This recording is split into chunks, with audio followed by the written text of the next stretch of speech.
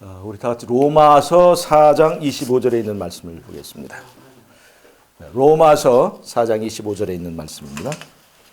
로마 4장 25절. 로마서 4장 25절은 그리스도의 죽으심과 살아나심에 대한 말씀입니다. 크게 읽어주세요.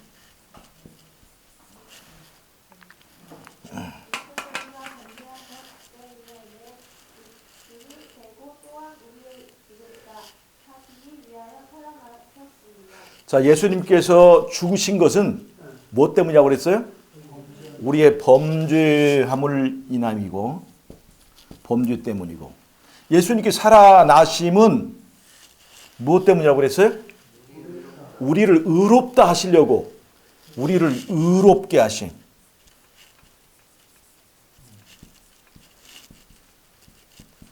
하심을 위하여 살아나셨다고 그랬어요?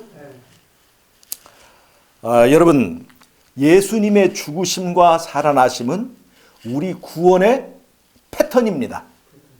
우리 구원의 패턴이에요. 예수님이 죽으시고 살아나신 대로 우리도 죽고 살아나는 거예요. 사실 우리가 죄값의 문제로만 따진다면, 예수님이 우리를 대신해 죽었으니까 우리는 죽을 필요가 있어요, 없어요? 죄값의 문제로만 본다면 그렇게 되는 거예요. 그러나 그것은 우리가 이 구원 문제를 죄값의 문제로만 이게 생각을 하게 되면 우리의 이 신앙과 이 신학적인 구조에 왜곡이 생깁니다. 그래서 여기서 오늘 예수님이 죽으셨다가 살아나신 것에 더 깊은 의미를 올바르게 이해를 해야 이 의의 의미, 우리가 의롭게 된다, 그리스도가 살아나심으로 우리를 의롭게 하는 일과의 그 관계를 우리가 명확하게 이해를 할 수 있고, 또 그래야 우리 신앙이 올바르게 자리를 잡을 수 있습니다.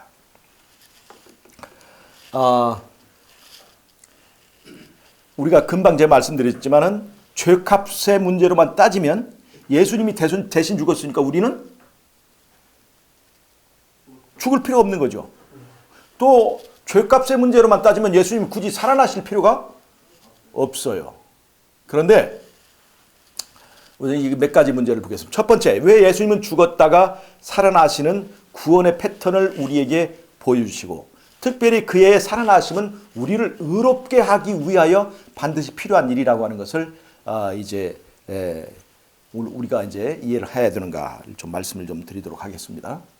첫 번째, 하나님께서 우리를 구원하시는 그 방법은 율법을 파기하거나 율법의 요구를 무시한 채로 우리를 구원하시는 것이 아닙니다. 자, 인간이 선악과를 따먹고 범죄했을 때 이미 우리에게 선고가 내려졌어요, 안 내려졌어요? 심판이 내려졌어요, 안 내려졌어요? 우리 모두에게 심판이 내려졌습니다. 그 심판이 뭐예요? 죽으리라. 너는 죽으리라. 이건 이미 심판이 끝난 거예요. 이거는 심판이 끝난 거예요. 먹으면 죽으리라 했는데 먹었기 때문에 그냥 그건 심판이 끝난 거예요. 그런데 먹으면 죽으리라고 했죠. 먹으면 죽으리라고 해서 이제 심판이 끝났는데, 하나님께서 우리를 구원하시는 방법은 그 심판, 그 선고를 무효로 돌리는 것입니까? 선고를 무효로 돌리는 거예요? 예수님께서 우리를 구원하시는 방법은 그 선고를 무효로 돌리는 게 아니에요. 죽으리라고 한 그 우리의 그 결정과 운명을 없애는 게 아니에요. 없애는 것이 아니라 거기에 값을 치르고 우리를 그 죽음을 극복하고 다시 살아날 수 있게 해주는 거지, 죽음 자체를 없애는 게 아니에요. 율법의 요구를 그대로 다 충족하고 그 율법의 요구를 능가해서 우리를 살려내는 것이 예수님께서 우리를 구원하시는 방법입니다. 그래서 죽는 건 그대로 죽고, 그 다음에 우리들도 살리는 건 또 살리는 거예요. 그래서 율법을 존중하고 판결을 존중하고 선고한 것을 그대로 집행을 다 하고, 그 다음에 우리는 또 하나님의 은혜로 다시 살아나는 그 패턴이 바로 우리 구원의 원리라고 하는 것입니다. 자, 그것이 어떻게 가능할까요? 우리 죄값의 차원에 한번 보겠습니다. 죄를 지은 사람은 그 생명의 값을 치러야 되죠. 우리가 그 생명으로 값을 치러야 되는 거예요. 자, 그런데 인간의 생명의 값은 유한합니다. 생명의 값은 생명의 가치는 유한한 거예요. 값이 정해져 있는 거예요. 그러니까 인간의 값이 인간의 생명의 값을 전부 다 해서 예를 들어서 100원이라고 쳐봐요. 100원. 100원. 인간의 생명의 값을 100원이라고 쳐보자고요. 전체를. 왜냐하면 인간의 가치라고 하는 것은 그 한계가 있는 것이니까요. 자, 그런데 인간이 범죄를 했으니까 자신의 생명의 값을 치러야 되잖아요. 근데 예수님께서 그 값을 치렀습니다. 하나님의 독생자의 생명의 값은 얼마일까요? 무한이죠. 무한. 그러니까 무한. 예수님의 생명의 값은 무한이죠. 그러니까 100원을 요구하는데, 율법은 100원을 요구하는데 값을 무한을 치렀어요. 그럼 나머지를 얼마를 남겨줘야 될까요? 뭐가 돼요? 다시? 값을 치렀어. 자, 100원 계산하고 나머지 돌려줘. 하면 나머지 다시 뭐가 돼요? 무한이 되는 거예요. 그래서 예수님은 살아나시고 영원한 생명을 그대로 유지하시는 거예요. 자, 이해가 되시죠? 우리의 값이 100원 아니라 몇 백만, 몇 천만이라도 그것은 유한한 것입니다. 그 유한한 값을 위해서 하나님의 독생자의 그 생명의 값을 치렀죠. 생명의 값이 얼마예요? 그건 절대 유한한 것이 아니라 무한한 값이거든요. 무한한 값. 그 무한한 값을 치렀기 때문에 치르고 율법은 그 값만 받고 나머지는 돌려줘야 되는 거예요. 내줘야 되는 거예요. 거스름돈을 내줘야 되는 거예요. 그 거스름돈이 얼마예요? 무한이 되는 거예요. 똑같이. 그래서 예수님은 그대로 부활하실 수가 있는 거예요. 이게 값에 관한 의미입니다. 값에 관한 의미. 자, 여러분, 예수님께서는 죄값을 치르는 문제뿐만이 아니라 우리를 살려내서 그냥 사는 것이 아니라 이제는 죄 안 짓는 삶을 살도록 하기 위하여 그분이 살아나셔야만 됐습니다. 자, 예수님께서 그 값의 문제로 한다면 예수님께 죽으셨으니까 우리는 안 죽고 살면 되는 거죠. 그런데 예수님이 죽으시고 우리만 살면 우리가 또 죄 안 짓고 살 수 있어요, 없어요? 죄 안 짓고 살 수는 없는 거죠. 인간은 예수님 없이는 100번 살아나도 죄 안 질 수가 없는 거예요. 그래서 예수님은 죽었다가 살아나셔야 됐어요. 우리를 계속해서 의로운 삶을 살 수 있도록 해주시기 위하여. 그래서 예수님이 반드시 살아나셔야 되는 거예요. 자, 그 다음에 예수님께서 또 우리를 의롭게 하시기 위하여 살아나신 이유는, 여러분, 우리가 십자가에서 값을 치렀다고 그것이 바로 우리의 구원이 확정되는 겁니까? 하늘에서 뭐가 있습니까? 심판이 있습니다. 하늘에서. 즉 하늘에서 우리를 위한 중보의 일을, 심판을 포함한 중보의 사업을 하셔야 돼요. 자, 이제 예수님께서 이스라엘 모두를 위하여, 인간 모두를 위하여 값을 치르셨죠? 그런데 모든 사람이 구원받는 것이 아니죠. 누구에게 그 예수님을 받아들일 선택의 자유를 누구에게 주셨어요? 우리에게 주셨어요. 그러니까 모두를 위하여 값을 치르긴 치렀지만 어떤 사람에게만 그 값이 적용이 될까요? 예수님을 주인으로 영접한 사람. 예수님을 주인으로 영접한 사람에게만 그 값이 적용되는 거예요. 그러니까 모든 사람을 위해 죽었지만 누구에게 이 값이 적용되는가, 십자가 희생이 적용되는가에 대해서 심사를 해야 될까요, 안 할까요? 심사를 해야 되는 거예요. 자, 그 다음에 인간은 예수님을 선택할 것인가 말 것인가, 섬길 자를 선택하는 결정하는 일에 우리의 선택권이 있지만 또 하나 무슨 것이냐면 오늘 믿은 예수님을 내일 버릴 수 있는 자유가 있어요, 없어요? 있어요. 자, 그러면 내가 오늘 예수님 믿었을 때는 의로운 삶을 살 수 있어요, 없어요? 그때는 누가 책임져요? 예수님 책임지는 거예요. 그런데 내가 예수님을 버릴 수 있는 권한이 있어요, 없어요? 그래서 내가 예수님을 때때로 버려요, 안 버려요? 때때로 버릴 때마다 우리는 다시 넘어지고 죄짓고 그러는 거예요.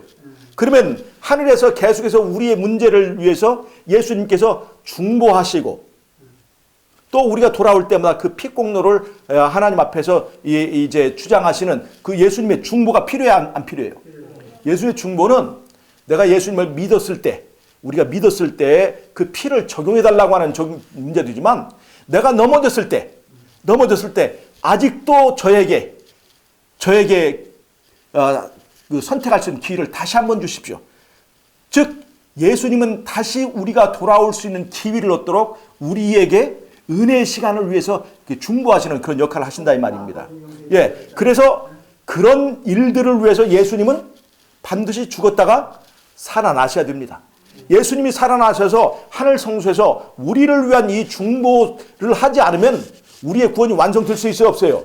완성이 되지 않습니다. 구원은 내가 처음 한 번 믿었을 때 확정되는 것이 아니라 내가 살면서 내가 가지고 있는 이 예수님을 믿을 수 있는 자유, 또 예수님을 버릴 수 있는 자유를 잘 활용해서 내가 예수님께 꼭 붙어있는 경험이 깊어지면 깊어질수록 나중에 이것이 변하게 돼요, 안 변하게 돼요? 변하지 않는 상태가 됐을 때 우리의 구원이 확정되는 겁니다. 즉 우리의 구원을 확정하는 것은 예수님입니까? 우리들입니까? 보세요. 하나님이 우리를 용서한다. 내가 너희를 용서한다. 라고 하는 이 마음은 변해요, 안 변해요? 그건 어디서 확정됐어요? 십자가에서 확정되고 완전히 값을 치른 거예요. 자, 그런데 내가 예수님을 믿는 믿음은, 내 믿음은 변해야 안 믿어요? 변하죠. 즉 누가 변하는 거예요? 하나님 변하는 거예요? 내가 변하는 거예요? 내가 변하기 때문에, 내가 변할 수 있기 때문에 우리의 구원은 확정인 거예요? 안 확정인 거예요? 잘 보세요. 우리의 구원을 내 선택에 의해서 확정할 수 있도록 우리에게 자유를 주신 하나님이 감사합니까? 우리를 노예나 로봇 취급하지 않고 너의 자유의사를 정말로 존중한다. 우리에게 그런 섬길 자를 선택할 수 있는 자유를 주신 것 정말 감사합니까? 우리를 얼마나 높이 대접하고 얼마나 우리에게 우리의 의사를 존중하는 그런 하나님과를 우리가 알 수가 있는 것이죠. 우리를 높이 대우하고 네가 선택할 때만 내가 너를 위해서 왕이 돼줄게 하는 그런 자유를 우리에게 주셨는데 세상 사람들은 그 자유를 이용해서 어떻게 합니까? 우리가 맘대로 살 수 있는, 맘대로 죄 지을 수 있는데 그 자유를 사용합니다. 그래서 내가 사용할 수 있는 이 자유가 있는 곳에는 반드시 그것을 어떻게 사용했는가에 대한 결산을 봐야 됩니다. 그것이 바로 심판이에요. 심판. 여러분, 그래서 우리에게 심판이 있는 거예요. 자, 여러분 로마서 3장 25절을 한번 찾아서 읽어보세요. 로마서 3장 25절.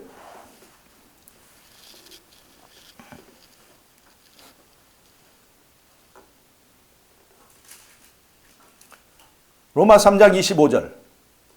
자, 크게 읽어보세요.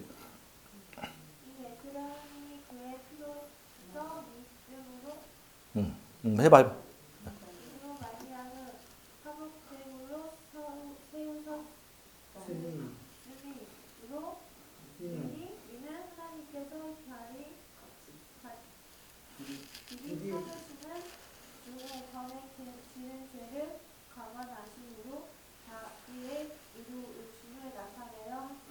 자, 보세요. 로마 3장 25절에는 잘 보세요.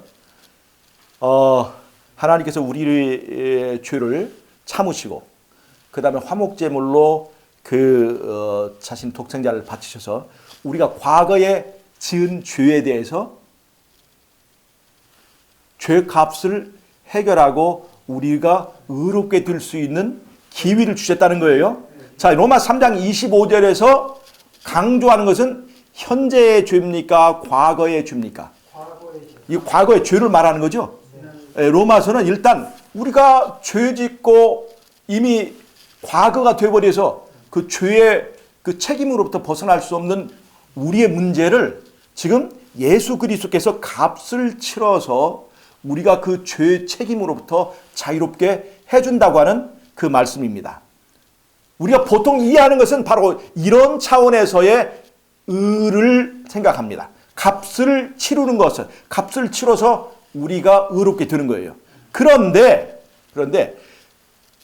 하나님께서 우리를 의롭게 하시는 이 의라고 하는 것 속에는 우리가 죄 지은 거에 대한 값을 치른 뿐만 아니라 죄의 근본적인 문제를 해결해 주셔서 죽었다가 다시 살아났을 때 이제는 죄 짓는 사람이 되지 않도록 만드는, 사람을 바꾸는 것까지 포함한 것이라는 것을 제가 말씀을 드립니다. 로마 3장 25절에서는 분명히 죄의 과거의 문제를 해결하는 그 문제가 들어있죠. 그래서 보통 우리가 일반 개신교에서 이 죄의 문제, 의의 문제를 말할 때는 바로 이 분야만, 이것만을 강조합니다. 자, 우리의 죄가, 우리가 어떤 죄를 짓든지 다 이 과거의 죄를 용서해 주시니까, 율법을 지킬 필요가 있어요, 없어요? 율법을 지킬 필요가 있어요, 없어요? 과거에 죄 지은 거, 죄를 짓지만 죄기만 하면 십자가에서 모든 값이 치러졌으니까 그것을 믿고 우리가 율법을 지키지 않아도 된다라고 하는 그런 방자한 신학도 거기 나온 거예요. 이 과거의 죄를 처리하는 방식으로만 이 의로움을 생각하니까. 자, 내가 죄 지어도, 자, 조금 시간이 지나면 다 과거가 되잖아요. 과거 죄 지어도 누가 다 해결해 줘요? 예수님께 다 해결해 주시니까 율법 안 지켜도 구원 받아야 안 받아요? 구원 받는다고 얘기를 할 수 있는 근거가 바로 여기 나오는 거예요. 그는 하나님께서 우리를 의롭게 하신다고 하는 그 의로움의 의미가 죄값의 차원으로만, 이 로마 3장 25절의 차원에서만 그것을 이해하기 때문에 그렇습니다. 그런데 하나님께서 우리를 의롭게 하신다는 것은 율법이 우리에게 죄 지었기 때문에 요구하는 죄값을 해결해 줄 뿐만 아니라 죄의 근본적인 문제를 해결해 주고 우리가 이제 죄 안 짓는 사람으로 다시 거듭나게 해준다는 그것까지 포함한 것이 바로 하나님께서 우리를 의롭게 하신다는 그런 뜻입니다. 잘 보세요. 인간의 죄 지은 죄의 근본적인 문제가 어디 있습니까? 자, 보세요. 자, 인간이 왜 선악과를 따먹었어요? 그 선악과를 따먹으면 뭐같이 되려고? 스스로 하나님같이 되려고. 즉 스스로 하나님같이 되려고 선악과를 따먹은 거예요. 즉 이제까지 내가 하나님을 섬기고 하던 그 하나님은 버리고 내 스스로 하나님같이 되어서 하나님 노릇하려고 그 선악과를 따먹은 거예요. 이게 죄의 근본적인 원인입니다. 내가 예수님을 버린 거예요. 그리고 내가 스스로 왕 노릇하고 있는 거예요. 우리 안에 누가 왕입니까? 예수님이 왕입니까? 이 속에 있는 자아가 왕입니까? 내 자신이 왕 노릇하고 있는 거예요. 잘 보세요. 내 자신이 왕 노릇하고 있기 때문에 인간은 전부 다 자기중심적입니다. 자기중심적이에요. 그래서 자기중심적인 것에 나오는 것이 이기심이에요. 이기심. 나만을 생각하는 거예요. 나만을. 그 다음에 또 하나는 이 자기중심적인 것으로부터 뭐가 나오냐면 교만이 나와요. 수직적으로는 교만함이 나오고 수평적으로는 이기심이 나오는 거예요. 이기심과 교만심을 가지고 살아나면 그 사람은 다시 죄 지을까요? 안 지을까요? 그래서 예수님께서 우리를 죄의 문제를 해결하고 의롭게 하신다고 할 때 그 의롭게 하시는 그 의미는 죄의 값을 치를 뿐만 아니라 죄의 근본적인 문제인 이 스스로 높고자 하는 마음, 자기만 아는 마음, 자기 스스로 자기 중심적인 마음, 내 스스로 하나님같이 살아가는 그 근본적인 삶의 본질을 고치고 이기심 없고 교만심 없고 자기 중심이 아니라 하나님 중심의 사람으로 거듭나게 하는까지 바로 의롭게 하신다고 하는 그 의로움에 그게 포함이 되어 있다는 것입니다. 여러분, 하나님이 말이죠, 자기 독생자를 바치신 것이 십자가잖아요. 가장 아끼는 거잖아요. 가장 아끼는 것을 버리는 거예요. 이것이 구원의 패턴이 되는 거예요. 자, 보세요. 가장 아끼는 것을 버리는 것입니다. 그럴 때 하나님께서 그리스도를 부활시키셨어요. 자, 보세요. 우리 죄인에게 있어서 가장 아끼는 것이 뭡니까? 내 마음속에 있는 나 자신이에요. 나 자신. 자아라고 하는 거예요. 내 마음속에서 왕노릇하고 있는 이 자아를 가장 버리기 싫어하는 것입니다. 우리는 이 죄인은 왜 죄에서 벗어나게 될 수가 없냐면 죄를 가장 사랑하고 있어요. 죄를 사랑하기 때문에 죄를 버릴 수가 없는 거예요. 그런데 우리가 예수님의 십자가를 보게 되면 하나님이 우리를 구원하시기 위해서 자신의 가장 아끼는 것을 십자가에 못 박는 그의 사랑을 우리가 깨닫게 됩니다. 하나님에게 독생자가 얼마나, 예수님이 얼마나 소중한 분인가 하는 것을 우리가 깨달을 때에 내가 비로소 십자가에다 이 자아를 못 박을 수가 있습니다. 하나님에게 예수님이 얼만큼 소중한 분이냐 하는 것을 인간이, 이 세상 사람 중에서 가장 제일 많이 터득한 사람이 누굴까요? 그 사람이 바로 아브라함입니다. 아브라함이에요. 이 아브라함은 이것을 깨닫기 위해서 하나님께서 아들을 약속하셨습니다. 젊을 때 약속했어요. 그런데 나이 들어가지고 이제는 자기 부인이 아들을 낳을 수 없을 때까지 하나님께서 약속을 지키지 않았습니다. 아들을 주겠다고 약속하면서 약속한 아들을 주지 않았어요. 그래서 이제 자기 아내가 90살이 됐습니다. 아들 낳을 수 있어요, 없어요? 없어요. 아브라함은 100살이 됐습니다. 근데 그때에 가장 불가능한 가운데 하나님께서 아들을 주었는데 너무나 아주 귀한 아들을 주셨어요. 그러니까 100살에 낳은 아들, 90살에 낳은 아들 귀할까요? 안 귀할까요? 정말로 귀합니다. 정말로 귀한 그 아들이 언제쯤이 제일 잘생겨 보일까요? 제일 멋있어 보일까요? 약 17, 18, 이 정도 나이. 그 나이 될 때까지 그 나이가 됐을 때에 우리가 지금 여기 우리 벚꽃이 이렇게 폈는데 벚꽃도 가장 예쁠 때가 있잖아요.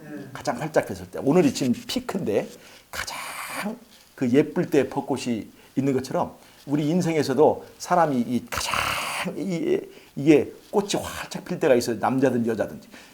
하나님께서 아브라함에게 아들을 바치라고 요구했던 때가 바로 그때 그 이삭이라고 하는 벚꽃이 가장 활짝 피었을 때입니다. 100살에 낳은 아들 귀해요, 안 귀해요? 그 귀한 아들이 이제는 정말로 혈기왕성해서 정말로 복이 좋을 때, 가장 좋을 때 하나님에게 예수님이 얼마나 귀한 분인가, 귀한 아들인가를 느낄 수 있는 그 시간이 됐을 때 하나님께서 네 아들을 바치라 그렇게 얘기했어요. 네 아들 바치라. 이거 보세요. 차라리 아브라함이 자기 자신의 생명을 바치라면 그것은 시험도 아니었을 겁니다. 근데 지금 자기의 목숨보다 더 사랑하는 그 아들을 이 제물로 바치라고 하니까 아브라함에게 시험이 됐을까요, 안 했을까요?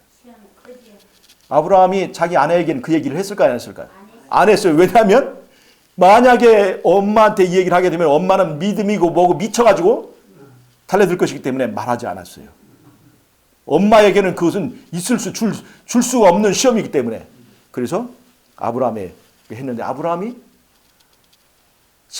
그 이삭을 바칠 때 즐겁고 아주 기분 좋게 바쳤을까요? 정말 가슴에 찢어지는 아픔을 겪으면서 바쳤을까요? 바로 그것이 바로 아브라함아, 네가 이제 믿음의 조상이 되어야 되는데 하나님의 내 마음을 그래도 다른 사람보다는 더 이해를 해야 되지 않겠니? 그래 네가 잠깐 동안만 네가 내 입장에 한번 있어봐 한 것이 바로 이 아브라함의 시험입니다. 그래서 아브라함은 자기의 독생자를 바치는 것이 얼마나 아프고 얼마나 자신에게 큰 희생을 요구하는지를 충분히 체험했어요. 그리고 칼로 그를 찔렀는데 그걸 천사가 잡았으니까 안 죽었지, 그렇지 않으면 이삭은 죽었습니다. 이삭을 찔렀어요. 그때 하나님께서 자, 이제 네가 맛은 봤지? 그리고 뒤를 봐라. 뒤를 보니까 뭐가 있어요? 양 한 마리가 뿔이 가시덤불에 걸려서 울고 있어요. 그 양으로 대신 제사를 지내라. 그러니까 그 자기 아들을 위하여 대신 죽는 그 양의 의미가 이제 깨달아져요, 안 깨달아져요? 정말 고마워요, 안 고마워요? 정말 대신 죽는 그 하나님의 독생자의 그 아픔을 아브라함은 이삭 제사를 통해서 깨닫게 되었다는 것입니다. 그래서 이 세상에 아브라함 참처럼 하나님이 독생자를 버리시는 그 희생의 의미를 잘 깨달은 사람은 없습니다. 여러분, 우리가 십자가를 바라보고 십자가를 이해할 때 하나님이 나를 구하시기 위하여 아브라함이 독생자 이삭을 바치듯이 자기 아들을 바치시는 하나님의 권유에 진짜 가슴에 피눈물이 흘리는 그런 하나님의 마음을 우리가 깨닫게 됩니다. 그럴 때에 그 사랑만이, 그 사랑의 감동을 받을 때만 내가 내 안에 있는, 내 안에도 무엇과 같이 내가 아브라함이 이삭을 아끼는 것처럼 내 안에도 아끼는 뭐가 있어요? 아끼는 죄가 있는 거예요. 아끼는 세상이 있는 거고, 아끼는 내 안에 자아가 있는 거예요. 이 자아를 비로소 십자가에 못 박을 수 있게 되는 거예요. 예수님의 십자가와 함께 내 죄가 함께 못 박히는 겁니다. 내 자아가 못 박혀서 다시는 왕노릇하지 않게 되는 것입니다. 그래서 예수님의 십자가는 우리를 죄에 대해서 죽고 죄의 근본적인 원인이 되는 이 자신이 내 안에서 왕노릇하고 있는 이 자아가 죽고 새 사람으로 다시 거듭나게 한다, 이 말입니다. 그 거듭나게 된 상태를 우리가 의롭게 됐다 하는 거예요. 의롭게. 그러니까 우리가 의롭게 됐다는 것은 간신히 죄값만 해결하고 이제는 죄는 계속 땡겨가지고 그 다음에 계속 죄를 지어도 용서해주는 그런 것이 아니라 과거의 죄도 용서해 줄 뿐 아니라 현재 이제 예수님을 믿고 이제 내 마음속에 거듭난 어떤 부활의 체험을 한 사람에게는 이제는 죄를 미워하게 되고 그 다음에 하나님의 말씀대로 사는 것이 즐거워지고 순종하는 것이 기쁨이 된 그러한 사람으로 사람을 바꿔버리는 것이 바로 하나님이 우리를 의롭게 한다는 그 의로움의 의미입니다. 그래서 예수님께서는 우리는 로마서 3장 25절에 포커스를 맞춰서 과거의 죄를 용서하시는 하나님의 용서의 방법을 모든 면에 다 적용하는데 로마서 8장은 예수 믿고 의롭게 된 사람에게 하나님께서 무엇을 주시냐면 성령을 주십니다. 성령을 주셔요. 즉 성령을 받는다는 건 뭘 말하냐면 우리 안에 새로운 본성이 생긴다는 거예요. 그래서 이제는 죄가 미워지고 그 다음에 하나님 말씀이 땡겨지고 하나님 말씀에 순종하는 것이 어렵지 않게 되는 그 상태에 이룰 수 있도록 우리에게 그것을 약속하신 것입니다. 그러니까 과거의 죄를 용서받은 사람은 이제 과거의 죄가 다 이렇게 용서되니까 무슨 죄를 지어도 우리 하나님이 다 용서해 주셔. 그 무슨 죄를 지어도 용서해 주니까 내가 죄 지어도 우리는 자유롭다라고 말할 것입니까? 아니면 무슨 죄를 지었어도 다 용서해 줬으니까 이제는 나는 정말로 다시는 죄 짓지 말아야지 하고 사는 것이겠습니까? 여러분 예수님께서 이 가늠하다 현장에 잡힌 그 여자를 용서해 주셨어요? 안 해 주셨어요? 용서해 주셨죠? 용서해 주셨는데 그 여자에게 뭐라고 말씀하셨어요? 가서 다시는 뭐 하지 말라? 죄 짓지 말라 그렇게 했어요. 즉 예수님께서 우리를 구원하시는 것은 가서 다시는 죄 짓지 말고 하나님 나라의 백성으로 거듭나라고 하는 것이 바로 우리를 의롭게 하시는 의미이지 과거의 죄는 우리의 모든 죄는 다 하나님께서 약속하셨으니까 십자가에서 율법에 했으니까 우리는 자유로운 사람이다. 아무거나 먹어도 되고 아무렇게 행해도 되고 십자가에서 율법이 폐했다고 주장하고 그렇게 가르쳐도 되는 것을 말하는 것입니까? 아닙니다. 그래서 우리는 로마서 4장 25절을 통해서 왜 예수님께서는 범죄함을 인해서 바치신 바 되었고 우리를 의롭다 하시기 위하여 살아나셨는지 그분이 하늘에 계셔야 우리에게 성령을 보낼 수가 있는 거예요. 그분이 살아계셔야 그분이 살아나셔야 우리 안에 거하실 수 있는 거예요. 그래서 그분은 살아나셨습니다. 우리를 단순히 죄의 값을 치르는 것을만 해결하시는 게 아니라 우리 안에 살아계셔서 살아난 우리가 다시는 죄짓지 않고 하나님께 영광 돌리고 하나님의 율법에 순종하는 삶을, 즐겁게 순종하는 삶을 살 수 있도록 하기 위하여 그분은 살아계시는 것입니다. 살아나신 거예요. 그 살아나신 예수님이 어디에 살아계셔야 돼요? 하늘 성소에 살아계셔야 됩니까? 우리 안에 살아계셔야 됩니까? 여러분, 하늘 성소의 기별을 강조하다가 예수님은 하늘에만 있고 나는 이 땅에서 따로따로 살아가는 그 삶을 살 수가 있습니다. 여러분, 하늘 성소의 기별은 살아나셔서 하늘 성소에 들어가신 예수님은 하늘 성소에 계신 것처럼 어떤 성소에 계셔야 되는 거예요? 이 나라고 하는 육체 성소에 살아계셔야 됩니다. 예수님이 살아계신 것은 하늘 성소에서 우리를 중보할 뿐만 아니라 어디 안에서 우리를 위하여 왕노릇 하시려고 하는 것인 거예요? 우리 안에서. 우리 안에 살아계셔서 우리를 죄 안 짓고 의로운 삶을 살 수 있도록 하시기 위하여 예수님께서는 살아나신 것입니다. 그러니까 로마서 4장 25절에서 우리를 의롭게 하기 위하여 살아나셨다는 것은 단순히 과거의 죄만을 해결하는 것이 아니라 과거의 죄도 중보가 필요한 거죠. 하늘 성소에서. 그러나 과거의 죄뿐만 아니라 이제 죄의 용서를 받은 사람이 하루하루 살아갈 때 오늘과 또 앞으로 미래 영원까지 우리가 죄를 짓지 않도록 우리를 지키시고 우리를 인도하시고 우리를 보호하시기 위하여 그는 살아나실 필요가 있습니까? 없습니까? 있어요. 그분이 살아계셔야, 그분이 하늘 성소에 계셔야 우리 안에 성령으로 오실 수가 있는 거예요. 그래서 예수님은 우리의 범죄함을 인해서 내어준 받으셨고 우리를 의롭다 하시기 위하여 살아나신 것입니다. 예수님이 살아계셨기 때문에 오늘 또 우리 안에 변화가 있을 수 있는 것입니다. 예수님이 하늘 성소에 있다고 하는 것은 바로 그 하늘 성소에 계신 예수님은 바로 우리 안에 들어와 계시기를 원하신다는 것을 여러분 잊지 마시기 바랍니다. 하늘 성소는 내가 믿음으로 들어가는 성소입니다. 내가 들어가는 성소예요. 육체 성소는 내가 믿을 때 예수님이 들어오시는 성소입니다. 이 두 가지가 필요해요.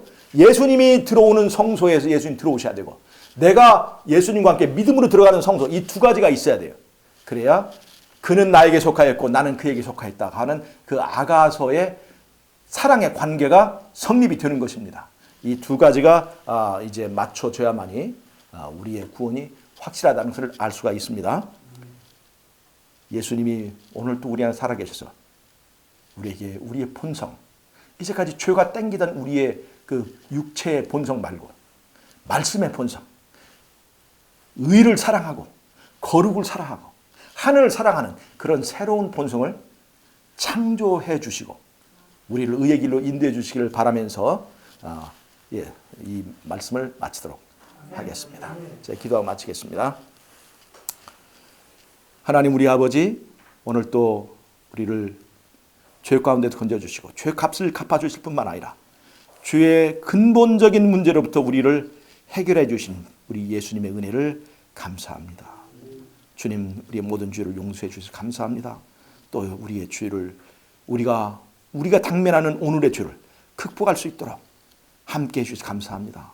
살아나셔서 하늘 성소에 계신 예수님이 오늘 우리의 삶 속에서 내 안에서 살아계시기를 바라오며 그리함으로 우리가 주님께서 의롭게 하시는 경험을 체험하는 이 하루가 되기를 바라오며 예수님의 이름으로 감사하기도 드리옵나이다.